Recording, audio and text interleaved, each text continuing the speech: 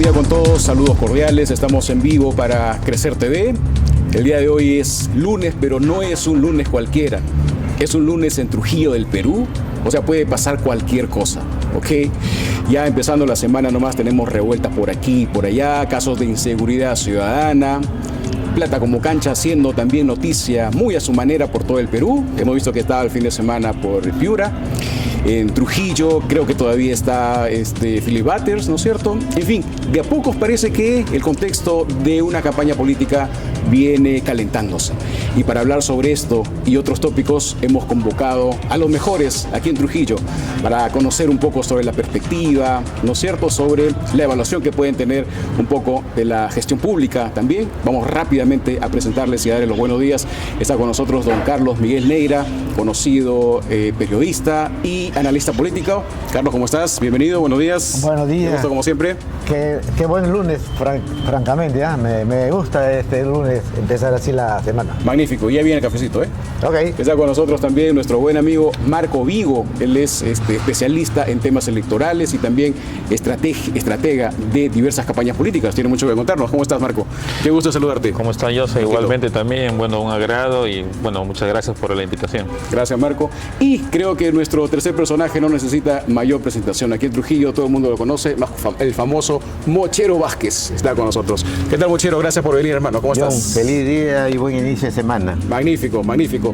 Quiero empezar, estimados caballeros, un poco hablando sobre su visión particular de Trujillo como ciudad y como región, porque la gente siempre está preguntando qué es lo que ocurre en nuestra ciudad, más allá de los medios tradicionales, porque ya sabemos pues que los medios oficialistas, que son la mayoría aquí, dan una versión de los hechos, ¿no es cierto? Que no necesariamente es la verdad.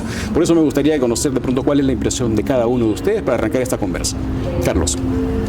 Bueno, mira, Johnson, hablar de Trujillo es hacer historia prácticamente, porque Trujillo, cuando vino las empresas, la poderosa empresa inglesa Grace en 1990, en 1890, ¿no?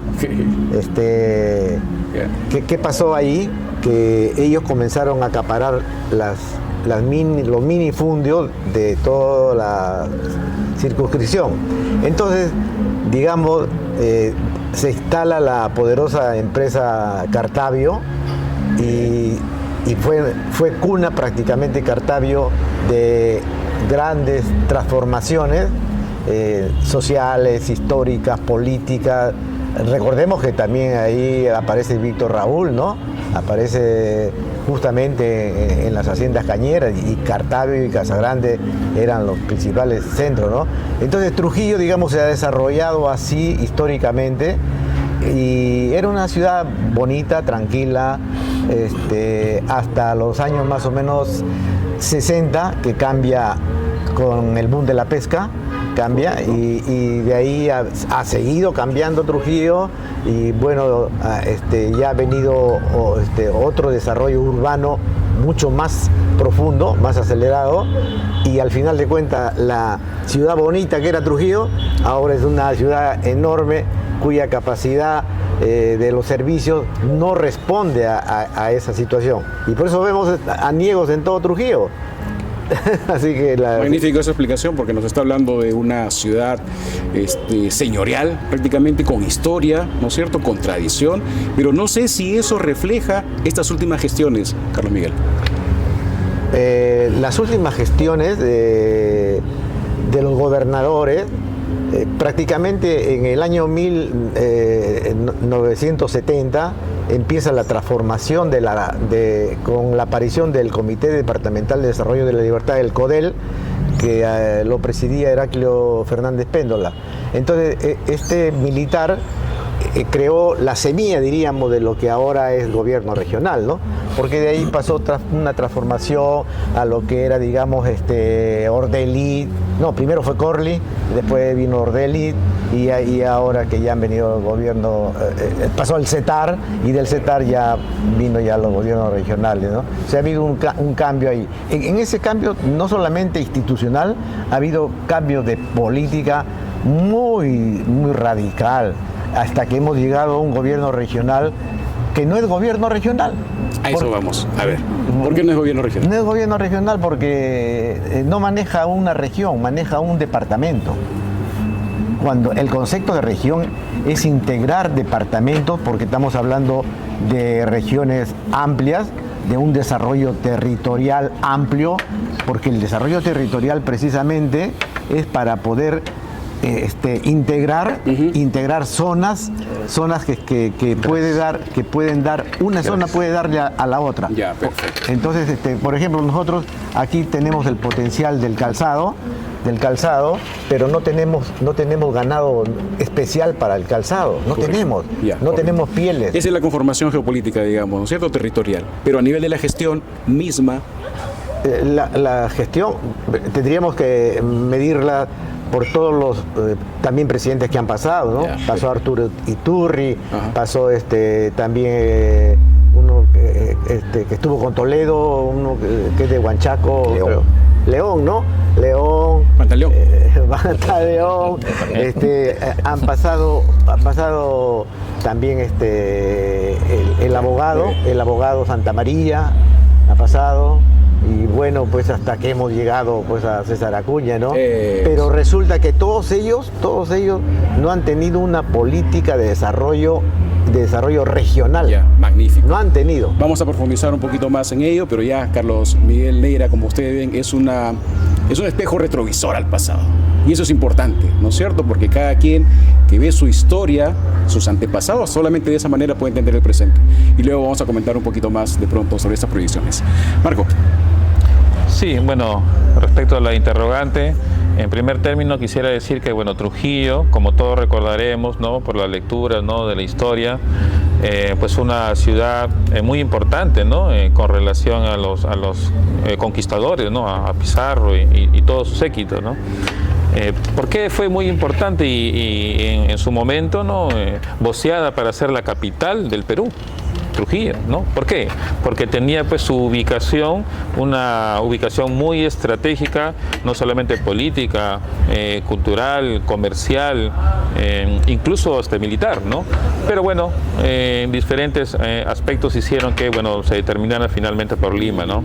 Bueno, tenemos historia acá culturalmente, políticamente y también económicamente, ¿no? Pero haciendo ya pues un análisis respecto del punto que ya nos encontramos, económicamente pues ha venido muy a menos, ¿no? Porque Trujillo en su momento era pues la segunda después de Lima, ¿no? Ya a la fecha pues ya Chiclayo, mismo Arequipa y de repente otra región ya nos ha superado, ¿no? Bueno, se debe a muchos factores, ¿no? Es multicausal, digamos, la debacle en este caso de nuestra región y de nuestra ciudad en particular, ¿no? Ello se debe, yo creo, entre otras cosas, a la falta de liderazgo, porque y tiene que ver mucho con las organizaciones políticas. ¿Por qué? ¿Quiénes no gobiernan?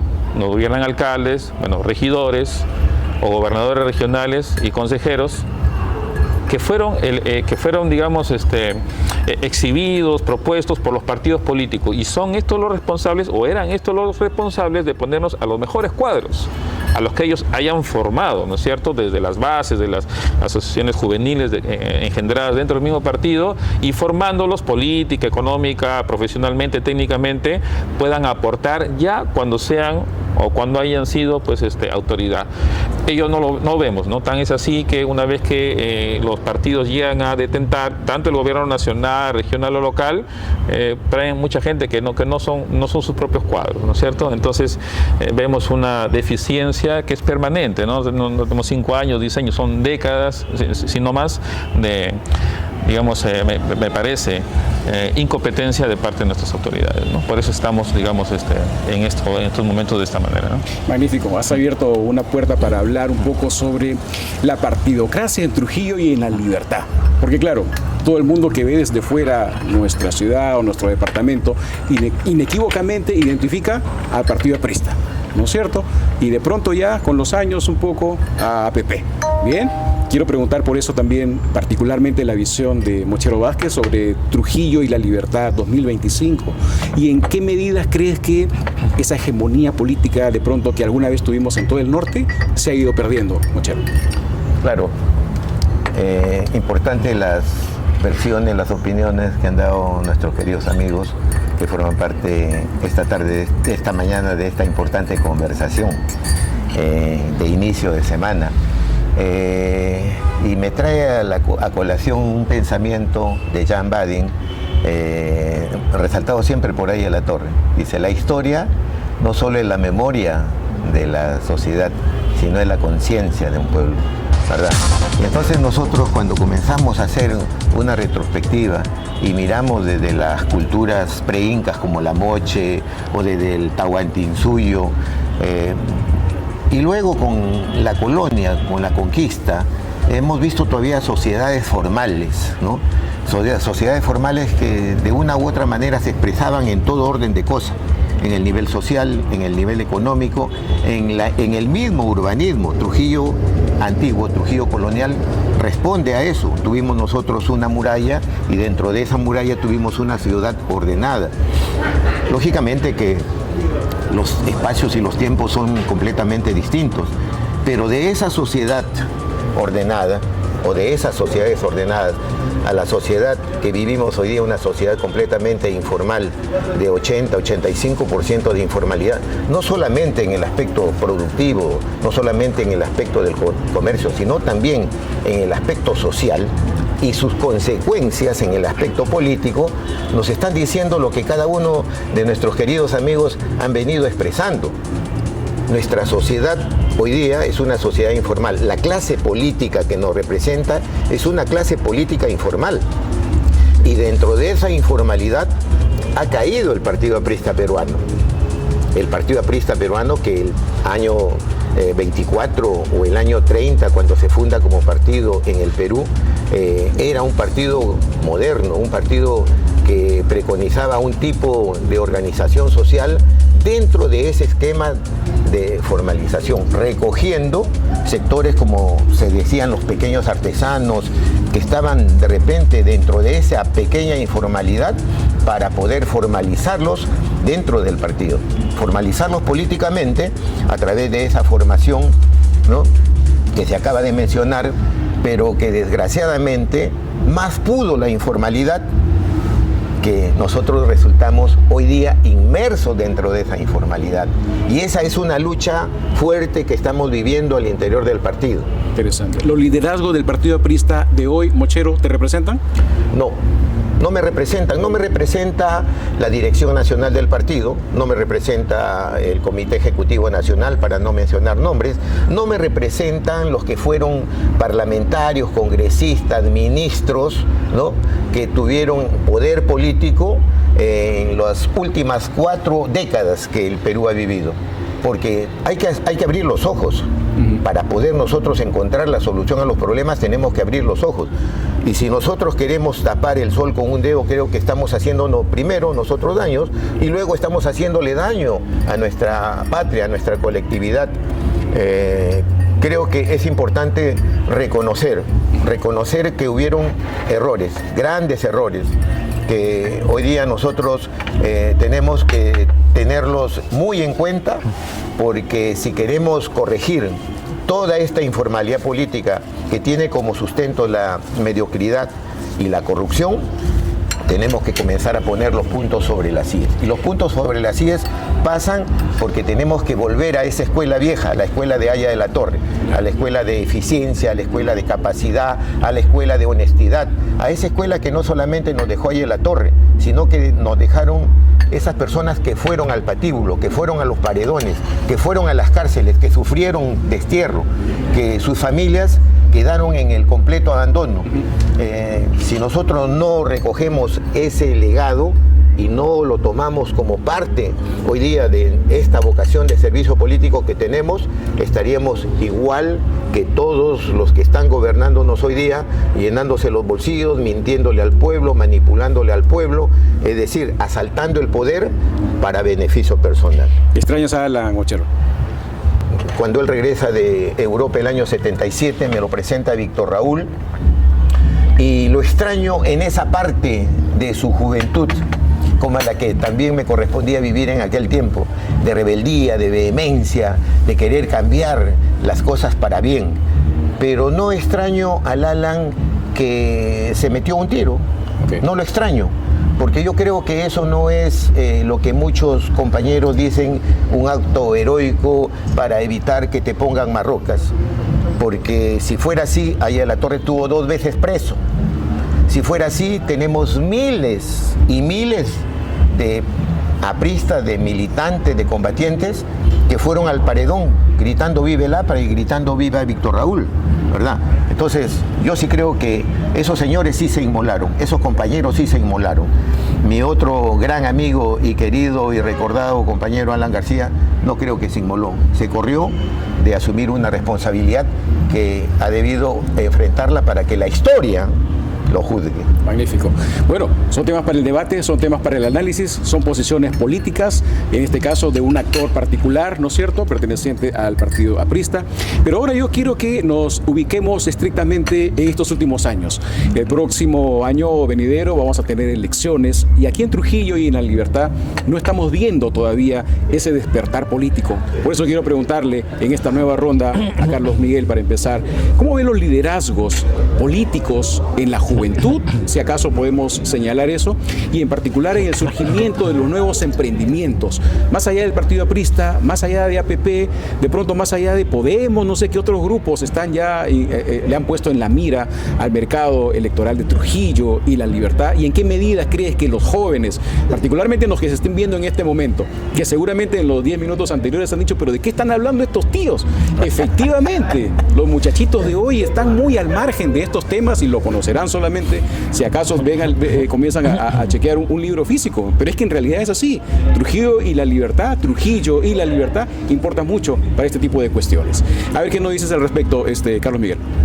Bueno, mira, Johnson, creo que la política se ha desarrollado en nuestro país desde 1900, como habíamos dicho, y la hegemonía lo tenía el partido aprista. Correcto. Entonces el partido aprista tuvo una hegemonía larguísima de vida política y social en nuestro país.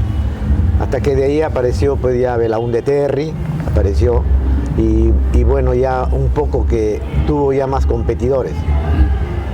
Pero el partido aprista ha devenido ya, digamos, ha ido perdiendo fuerza en nuestro escenario nacional, y lo perdió cuando Velasco apareció, porque tenía su programa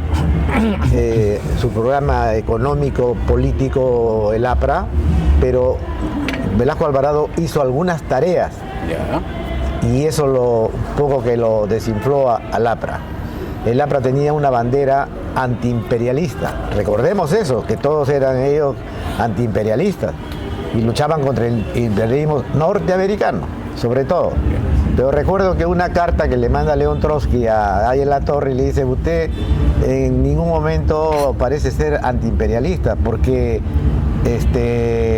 más bien se ha convertido en un guardián de los intereses norteamericanos. Bueno, fue una crítica de León Trotsky muy directa a ella de la Torre, ¿no? Y es que dejó esa bandera antiimperialista, porque esos 5 puntos ya se fueron diluyendo en el camino. Entonces ya apareció la reforma agraria, aparecieron ya nuevos lineamientos políticos en nuestro país. Correcto. Y entonces el APRA ahí se fue desinflando poco a poco. Vamos a los liderazgos contemporáneos de ahora, ¿no es cierto? A eso quiero que lleguemos ahora. Y bueno, una vez que Alan García desaparece, pues desapareció el APRA, ¿no? Prácticamente, porque nadie ha podido tomar esa bandera de liderazgo, ¿no? Entonces, ahora nosotros lo que tenemos en el Perú es crisis de liderazgo. No hay líderes. Correcto. A eso quiero que... No hay líderes, no hay líderes ni lideresas. No hay. Porque le llamamos líderes a los que están ahí, pero son políticos tradicionales, conservadores del sistema, son políticos que hacen una vieja política, y lo que queremos en el Perú es la modernización de la política, que la política entre en una corriente nueva, así como el nuevo orden económico mundial está en otra perspectiva, ¿no? Ya nos movemos en mundos multipolares y ya no unipolares solamente. Entonces, nadie ha hablado sobre eso todavía, ningún político lo vemos que encuadre su mensaje dentro de la nueva corriente, digamos, que hay en el mundo y que repercute a nosotros, por supuesto, ¿no? ¿Qué nos espera entonces el próximo año, Carlos Miguel, para Trujillo y la libertad? Entonces tenemos una ausencia de líderes, estamos huérfanos de líderes. La verdad que sí, no hay líderes, Los jóvenes van a apostar por un personaje nuevo, ojo, no van a apostar por estos líderes tradicionales que están en el escenario ahorita. ¿Puede aparecer por ahí un TikToker entonces? Por supuesto que sí, porque digamos, los jóvenes, hay un sector, los jóvenes prácticamente ocupan un gran porcentaje de votantes, ¿ya? Pero ellos, hay algunos que ya tienen alguna capacidad de discernimiento muy claro de la política. Yo he escuchado la misma alumno que lo emplazó a Dina Boluarte, se notaba un muchacho, pues un jovencito que sabía un poco de política, ¿no? Luego he visto una chica también, una joven todavía, que también le habla al gobierno, ¿no? Para hacer un cambio en ese sentido. Menos mal que no los han terroqueado estos muchachitos, ¿no es cierto? Felizmente detrás que no. de ellos escondía una gran verdad, pero que muy pocos se atreven a decir, efectivamente. Sí. Y si lo vemos a los TikTokers, si lo vemos en las redes, ya están apareciendo jóvenes rebeldes contra el sistema y jóvenes rebeldes contra los políticos tradicionales. Perfecto. Quiere decir que se van a orientar su voto a quien sepa capitalizar a ese bolsón fuerte que son los jóvenes, ¿no? Porque todavía no apareció, ¿te acuerdas Guzmán? Guzmán apareció, pero todo lo echó a la borda, pues prácticamente, ¿no? Se quemó solito. Él se quemó solito, ¿no? Porque en realidad lo que él estaba haciendo, estaba encuadrándose dentro de la corriente justamente que hay, pues, de las redes, ¿no? Él se estaba metiendo ahí y se había metido, ¿no? Pero de ahí ya no ha venido. Y se metió muy bien, claro, hay que reconocer un poco, ¿no es cierto? Supo leer un poco el timing político contemporáneo, ¿no es cierto? Efectivamente, pero ahora no hay, pues. Por ejemplo, Philly Butter aparece, él está, digamos, es un vocero, digamos, un periodista, ¿no? Pero no tiene formación política y no tiene un programa político claro. Será un conservador más de la derecha, ¿no? Pero justamente los jóvenes no apuntan a esos conservadores ya. Bueno, en España algunos le llaman bocazas, ¿no es cierto? Bocazas, pero en fin, y además es trujillano, creo, ¿no es cierto? Dice que vivió por Chicago y todo. Hay una historia un poco oculta ahí de Philly Butter que sería bueno de pronto ahí escarbar un poquito. Pero este tema, Carlos Miguel, nos lleva entonces un poco al escenario electoral, ya a nivel macro de pronto. Y eso quiero preguntarle a Marco un poco, ¿cómo ves esta situación que teníamos más de 42 o 43 políticos, partidos políticos, vienen todavía algunos más? ¿En qué medida crees que podamos lidiar nosotros con este tipo de actores y de grupos para el próximo año? Y además, ¿en qué medidas crees que pueda finalmente ser una especie de filtro para que queden, como algunos especialistas dicen, ¿no es cierto?, solamente algunos partidos políticos en esta perspectiva?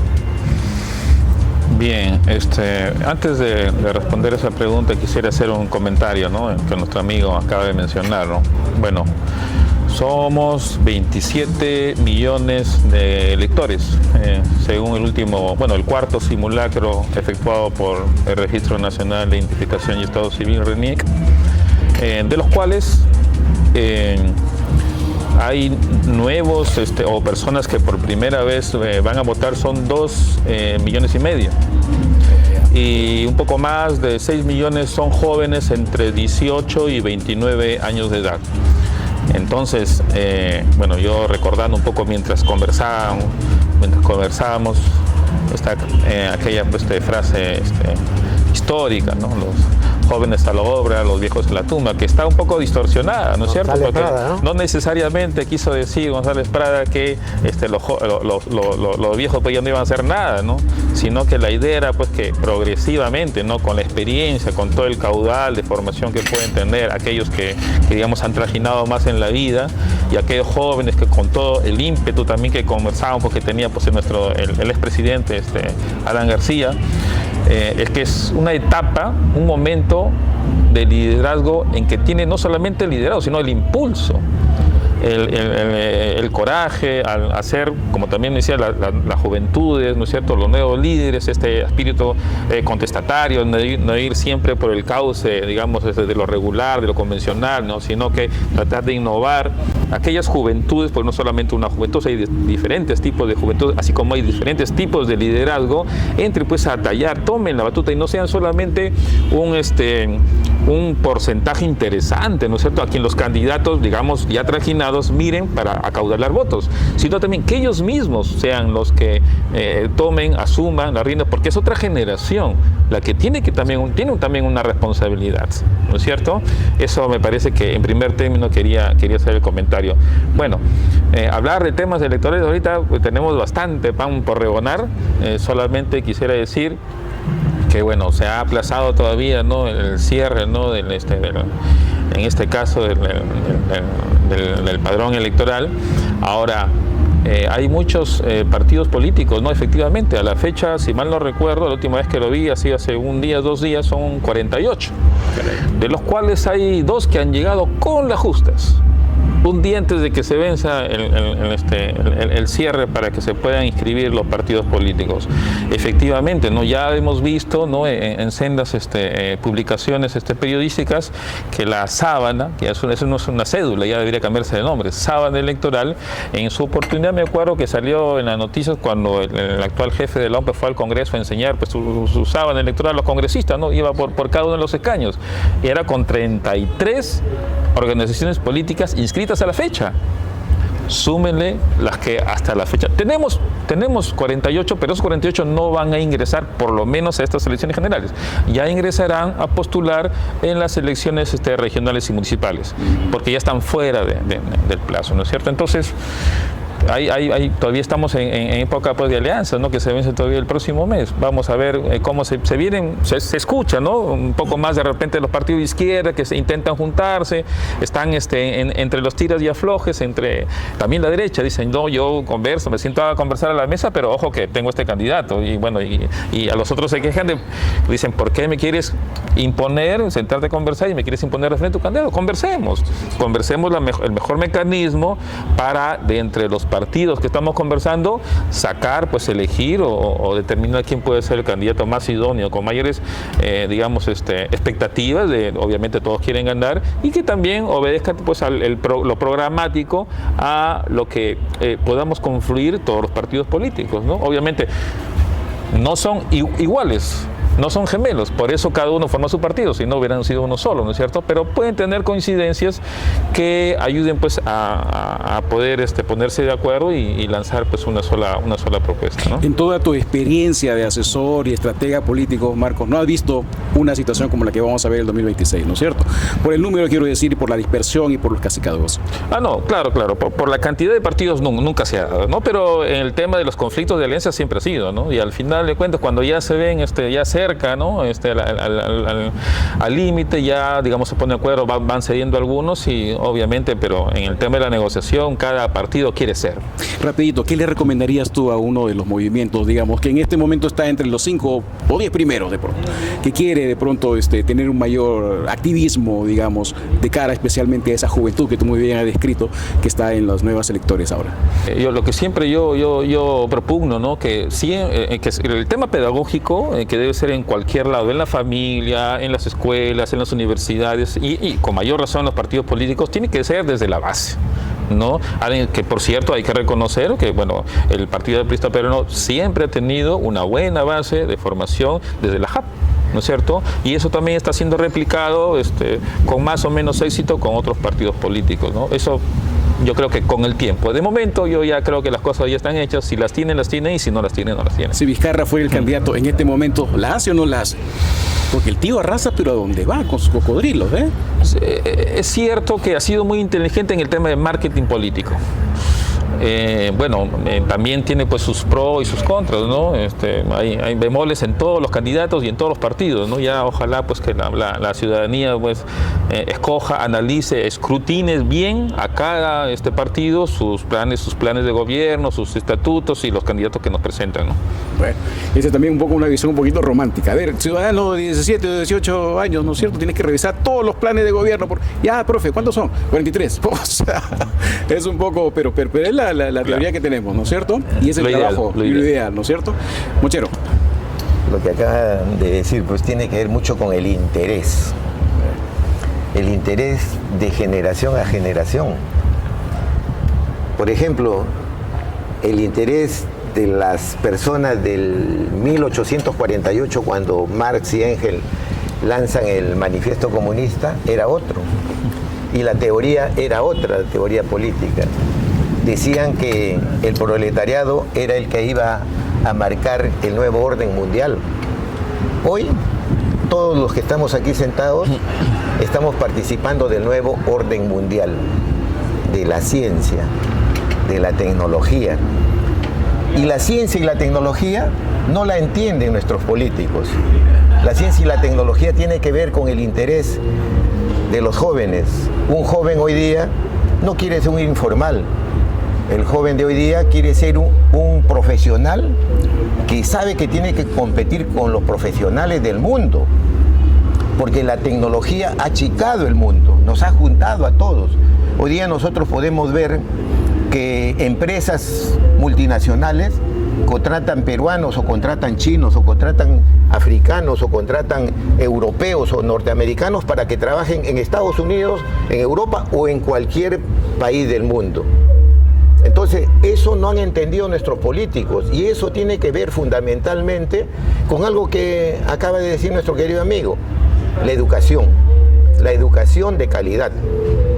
Nosotros hoy día no estamos, los políticos, entendiendo que ya no, el debate ya no se da entre izquierda comunista, entre centro o entre derecha y extrema derecha.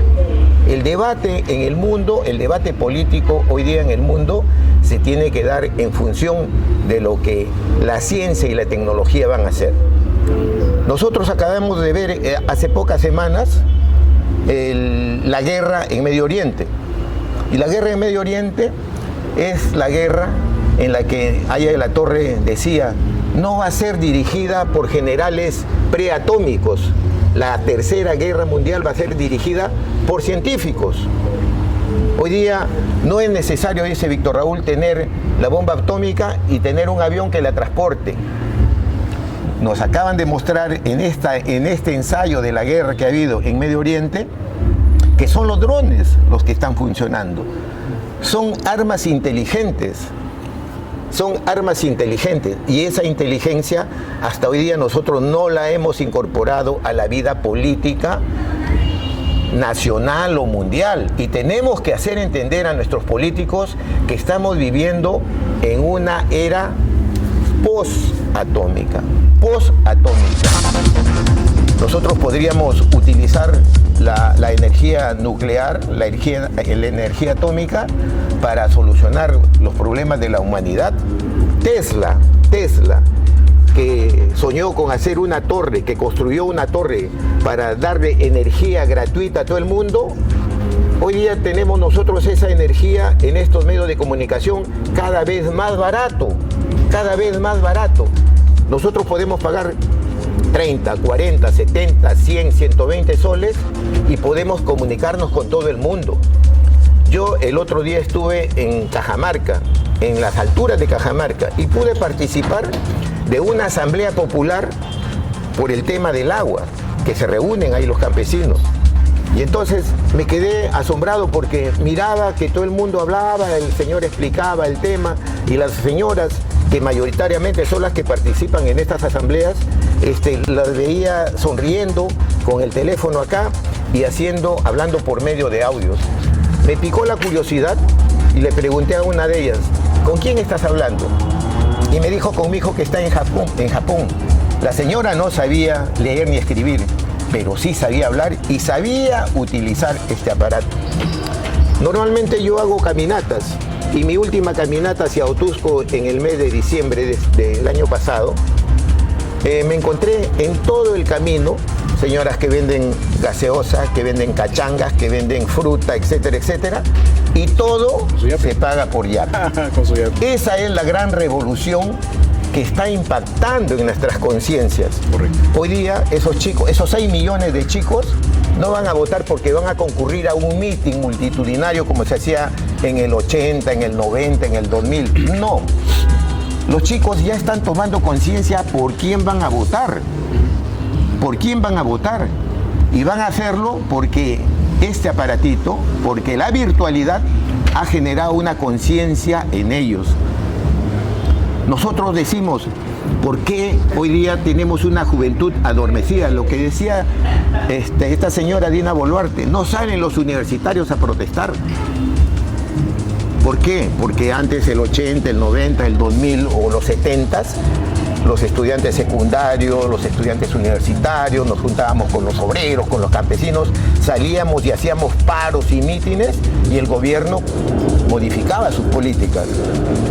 Hoy día, ¿por qué esa juventud no responde? ¿Por qué nosotros miramos a veces así, con odio, con bronca o con desdeño, ¿no? Cuando nos dicen, hay un señor, un joven que tiene 19, 20 años, ¿no? Que es el cabecilla de una pandilla de asesinos que se burla de la policía. Pero ese cabecilla de asesinos tiene 3, 4, 5 millones de soles o de dólares. ¿A quién van a seguir los jóvenes de 20 años para abajo, de esos 6 millones de personas? ¿A quién van a seguir? ¿A un joven que está estudiando en la universidad y que se pone a discutir cosas o a hacer TikTok, etcétera, etcétera?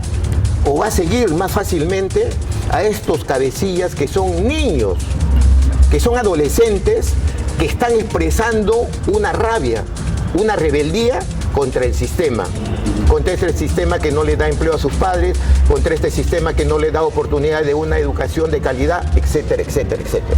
Esos son los temas que los políticos de hoy día no están recogiendo. Y creo que nosotros tenemos que poner los puntos sobre las sillas y poner esta agenda en la mesa, esta agenda seria. Bien. ¿Por qué no pega Porky? ¿Por qué no pega Batters? ¿Por qué no pega Álvarez? ¿Por qué no pegan los camaradas, Verónica, tal? ¿Por qué no pegan? Porque sus intereses no son los intereses de la gran mayoría de los peruanos. Correcto. Efectivamente. Hay temas pendientes, siempre yo digo que el Perú es un poco el país de las reformas pendientes, ¿no es cierto? Y la verdad quiero subrayar ya en esta última ronda lo provechoso que está resultando esta conversación, estimados amigos, y aquí nuevamente confirmo la diferencia y la utilidad que pueden tener este tipo de programas vía redes sociales, donde tenemos la libertad de pronto un poco de tratar, ¿no?, en extenso un poco estos temas, versus la televisión tradicional, que no lo puede hacer, y el tratamiento efectivamente mucho más focalizado, que es provechoso, especialmente en circunstancias como esta. Muy contento yo con esta reunión de nuestros compañeros, nuestros amigos. Es para terminar, tenemos 4 minutos, me dice Vito. Por favor, ¿cuál es la agenda que debería tener Trujillo y La Libertad para los próximos años? Me gusta esta pregunta porque los que vivimos aquí, ¿no es cierto?, a veces no somos conscientes de todo el potencial que tiene Trujillo, que tiene La Libertad, pero que lamentablemente o es mal usado o es descreído o no es consciente las autoridades que deberían reflotar esto y ponerlo en valor. Los únicos que se dan cuenta de eso son los que vienen de fuera, son los turistas o de pronto algún trujillanito por ahí que se va del extranjero, dice, pero mira las cosas que hay en otro lado, hermano. Y aquí no podemos terminar de solucionar el problema de las pistas. Tenemos a un gobernador que se va por Europa, por Estados Unidos. A mí me parece magnífico que vea sus empresas y todo, pero que algo de innovación también traiga para La Libertad. Ha estado por Asia, ¿no es cierto? ¿Quién es el que más se ha beneficiado en su último viaje a la China? ¿No es cierto? Con Hawái y todo eso. Sino sus empresas particulares. ¿Cuánto le ha dado de ese know-how, de ese conocimiento, de ese traspase de información a la gestión pública? estamos hasta las patas, por ahí hay que empezar. Es por eso que surge y se impone cada vez más la necesidad de un recambio, ¿ok? Ya no solamente un recambio generacional, sino inclusive de ideas. Por eso todas las personas que nos ven, los muchachitos que siempre yo me los encuentro y todo, hay que despertar un poco de esta situación en la que nos encontramos en Trujillo y en La Libertad. Esa provincia del interior que debe ya ser en este momento una situación de cosmopolita, ¿no es cierto? De ofrecer más cosas, no solamente a los visitantes, sino a nosotros mismos. Cerramos entonces con intervenciones breves, Carlos Miguel, por favor. ¿Cuál es un poco tu planteamiento en ese sentido? Bueno, yo hice un trabajo de investigación denominado estructura económica de la industria en la región de La Libertad.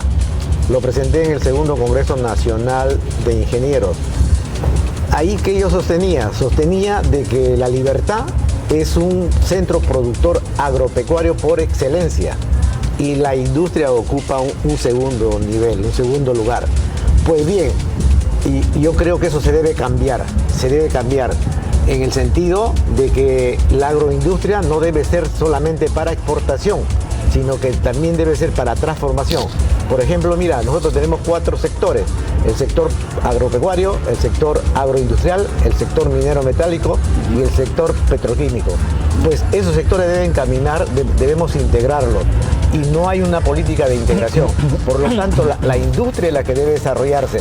El oro, fíjate, el oro de Patá se va todo en bruto, porque acá no hay ni siquiera joyas, algo que se transforme el oro. Igual hacemos con los arándanos, igual con las paltas, los esparraguitos, igual con los espárragos y todo, igual con los subproductos de la caña de azúcar, que pueden salir más de 20 empresas industriales de ahí, fuera de las que existen, ¿no? Y que no la vemos. Y que no se hace, ¿no? Entonces, mi conclusión es que nos falta industria, y hagamos industria. Interesante, tremendo reto, yo no diría para los próximos años, para el próximo siglo, Carlos Miguel, magnífico. Bien, Trujillo, La Libertad, bueno, las perspectivas de acá en adelante. Yo creo que económicamente, bueno, más allá de un poco de inestabilidad que genera pues esta recara al proceso electoral y ante las potenciales nuevas autoridades, eso genera mucha incertidumbre en la economía en general, ¿no es cierto? Pero yo sí, si me permiten, quisiera más enfocarme en lo que es un análisis sociológico y más allá de un crecimiento, más allá, mejor dicho, de un crecimiento económico, lleguemos a un desarrollo económico, ¿no? Aquello que hace algunas décadas Chile tuvo, ¿no? Nosotros siempre hablamos de desarrollo económico, ya estaba en un crecimiento, cuando es un peldaño o más peldaños, ¿no es cierto?, en donde ya no solamente gotea, sino llega a chorrear un poco a las clases más necesitadas, ¿no es cierto?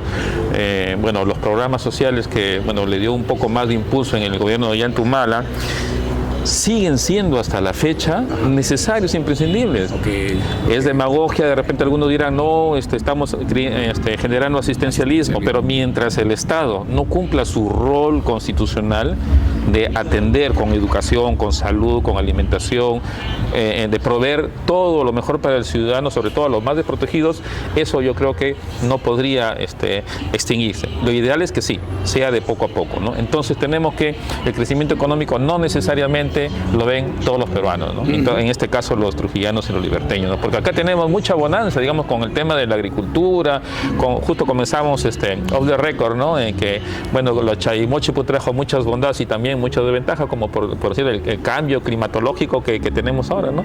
En la ciudad de la eterna primavera ya no es la ciudad de la eterna primavera, ahora tenemos actualmente pues frío, entre otras cosas, ¿no? Entonces yo creo que el crecimiento económico también tendría que repercutir a la persona de a pie, al ciudadano de a pie, ¿no? Eso es mi comentario. Has puesto en el debate de pronto, Marco, un tema para la próxima ocasión o próxima tertulia, así de madrugada un poco como la de hoy. El rol del Estado. Siempre me dicen, ¿grande o chico? Y yo digo, que cumpla su trabajo, hermano. Eso es lo principal. No sé si grande o chico, si reduzcamos o no, pero lo principal es que cumpla la finalidad para la que se creó el Estado. Y estamos viendo que en muchos casos no es así. Mochero, para despedirnos. Lo importante es que nuestra provincia, nuestra región, nuestro país es un país rico, pero es un país pobre, muy pobre en clase política, inepta, incapaz, corrupta. Pero creo que ante estos hechos nosotros no debemos perder la esperanza, no debemos perder la fe que podemos tener un país como el que tuvieron nuestros antepasados, los moche, los incas, ¿no? Un país grande que pudo dar alimento y dar tranquilidad a más de 30 millones de habitantes. Al mundo. Efectivamente, y muchos decían que no estábamos preparados para aquella época, pero ya había una civilización, ¿no es cierto? ¿Qué hubiera sido, Mochero, si acaso hubieran tenido la escritura los incas, hermano? Imagínate, a Machu Picchu o el Tahuantinsuyo se le admira por los restos arqueológicos, pero yo creo que nosotros tenemos que admirar porque ahí está la esencia de lo que ha significado el desarrollo económico, el crecimiento económico, la tecnología, cómo pudieron los incas hacer esas inmensas construcciones. ¿Qué arquitectos, qué ingenieros tuvieron? ¿Qué ingenieros hidráulicos, qué ingenieros en agronomía tuvieron para poder desarrollar la agricultura y el manejo del agua? Pero también es importante admirar a los incas porque tuvieron 3 leyes. No seas ladrón, no seas mentiroso, no seas perezoso. Ama Súa, ama Yuya y ama aquella. Hay que volver ahí. Esa es la síntesis además, ¿no es cierto? ¿Para qué tantos códigos, hermano? La síntesis al final es lo que de alguna forma caracteriza siempre los grandes emprendimientos, ¿no es cierto? La tecnología, la educación, la participación política, etc. Bueno, muchísimas gracias, amigos, por estar ahí. Han sido más de 30 minutos en esta conversa, pero yo creo que ha sido además una cita histórica. La verdad, repito, no pensé que este programa iba a salir tan bien como ha salido. Y es precisamente una de las cosas que nos anima para estar un poco, entre comillas, en este negocio. Registrar, ¿no es cierto?, la oportunidad de las ideas para que tú, pulpín, ¿no es cierto?, tú, muchachito que nos estás viendo, puedas replicar esto y lo puedas revisar cuando puedas también de aquí a unos próximos años. Gracias nuevamente, maestro, qué gusto saludarlo. Marquito, gracias. Mochero, qué gusto verte. Feliz día. De igual manera. Gracias a todos, amigos, por acompañarnos y nos encontramos muy pronto. Muy buenos días.